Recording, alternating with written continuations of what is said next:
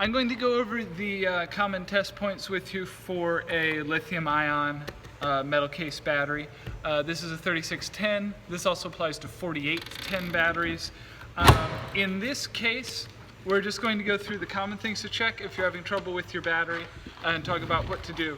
The first thing to do is to make sure that the battery is on and to make sure that you've charged it up fully with your charger. With your charger, if the fan is not running, charger is not actively charging the battery, check the video on charger testing if there's any doubts. Most of the time, if something's happening, it'll be with the charger. First thing we want to check is the voltage on the discharge. If you're looking at the battery from this orientation, the red is on the left, the black is on the right, and the middle pin here is disconnected. So you're on the two outside pins, red on the left, black on the right.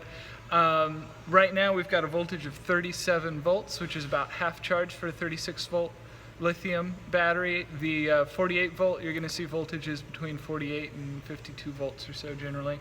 If you're not getting voltage there, make sure that the key is in the on position. That's all the way clockwise without pushing in. So I'm going to unlock it right now. You note the pin going through the lock here. If that pin isn't going through the hole, you're going to not be able to turn it all the way clockwise. So double check that that pin is going in, and then once that pin's in, you have one more position to on, and you'll note that the key is completely horizontal in that total clockwise position. Double check your voltage again, red on the left, black on the right, nothing in the middle. And you'll see on my meter I am in DC voltage, and I am in auto range, or in a 200 volt range, or in a 20 volt range. Sorry, my meter has gone to sleep automatically.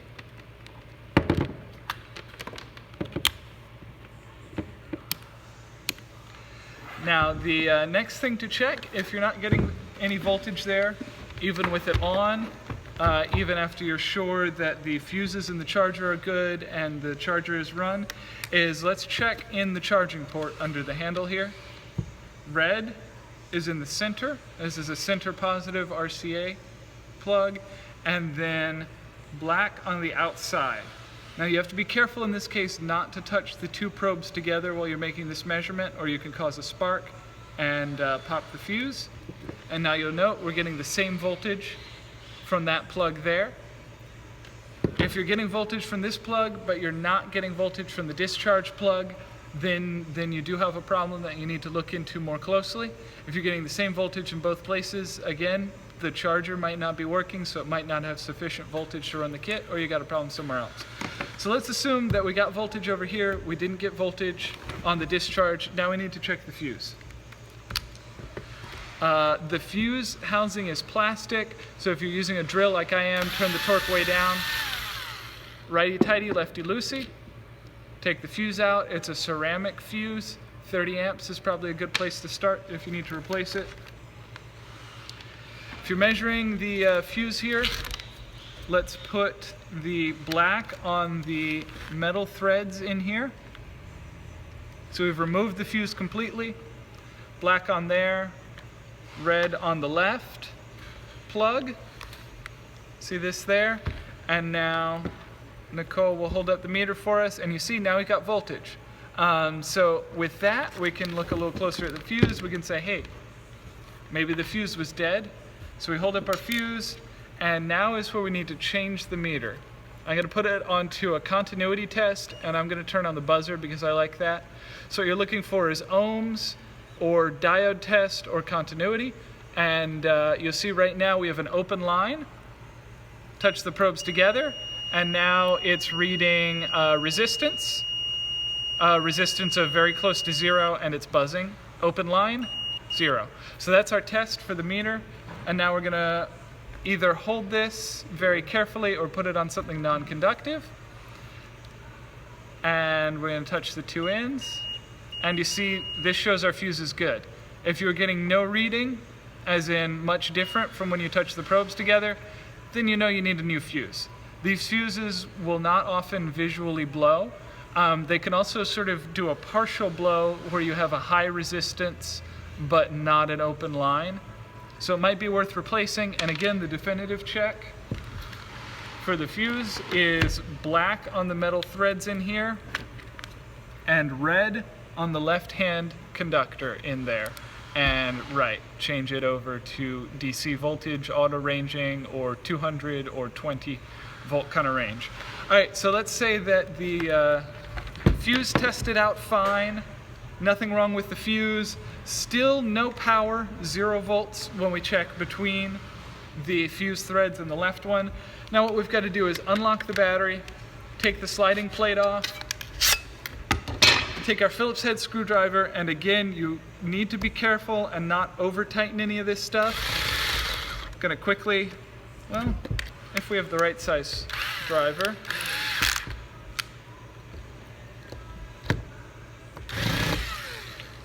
Hang tight.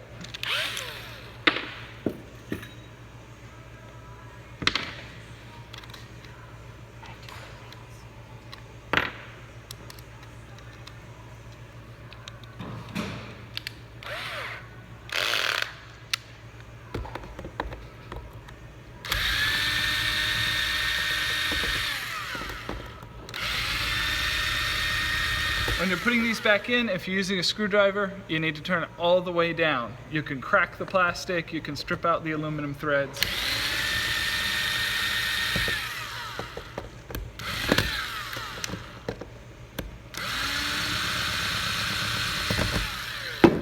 Okay, so you take the 4 screws out, and then you very carefully lift the battery off here. Eye protection and gloves may be recommended. Okay, now that you've got it open, we've got some new test points. Take a look at the discharge plug here from the inside.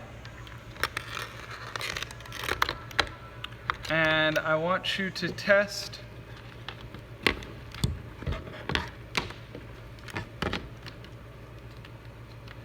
from the back side of the 2 connectors that we're using. You see we have a red and a black here. So get your probes on. And these are hard to test. You've got to find the metal down inside of those connectors. And remember to turn the key on.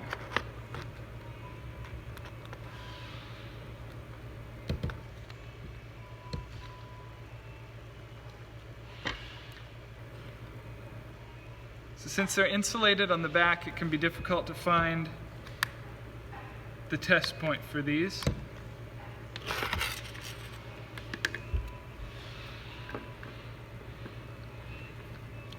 If you look down inside of them, you can see the metal bands that make up the contacts here. And so you get your probes all the way down there onto those metal bands.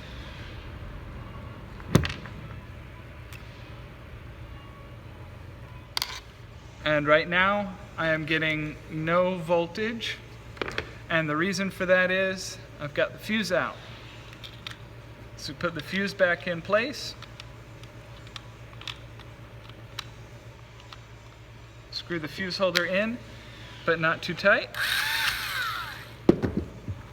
And now, from the back of the contacts, I've got 37 volts again. Let's say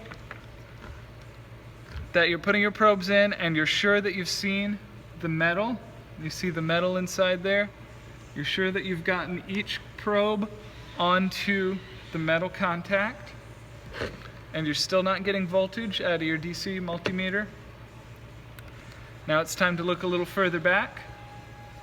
If you follow these wires back, you'll see that this black wire here goes to this electromechanical switch, and then it goes to a fuse.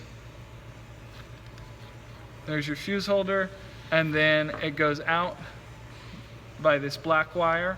The red, on the other hand, goes straight to the plug. So what I want to do is put our red on the inside contact for that red plug. And then I want to put our black probe.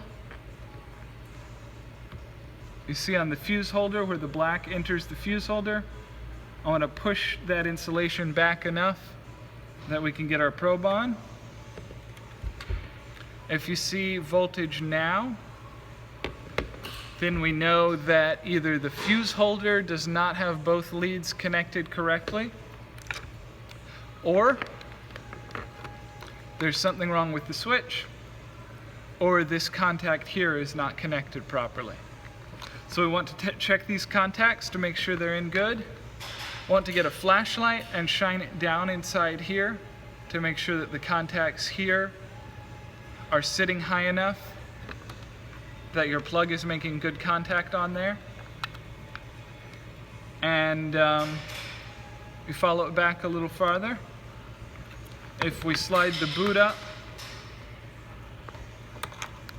on the electrical switch, you can see where the two wires come into the electrical switch here. We can test from one wire here back to the black and see if we have voltage. If there's no voltage, we can check continuity across the switch. Right now the switch is on. It beeps, so the switch is good. Turn the switch off, doesn't beep. If we're not getting continuity when the switch is on, that could be our problem. So let's say that we've tested all through here, the switch is testing fine, but still, when we have our red in this red contact, and when we go on the input side of the fuse holder with the black, we get no voltage. We check all these contacts. We open this up, and we've got to look inside of here and see if we've got any broken wires there. If all of the wires look good leading into here, then you need to watch the video about cell level voltage testing, and we will need to cut the battery open a little bit and follow the wires back and do the cell level and BMS voltage testing in the other video. Thank you for watching.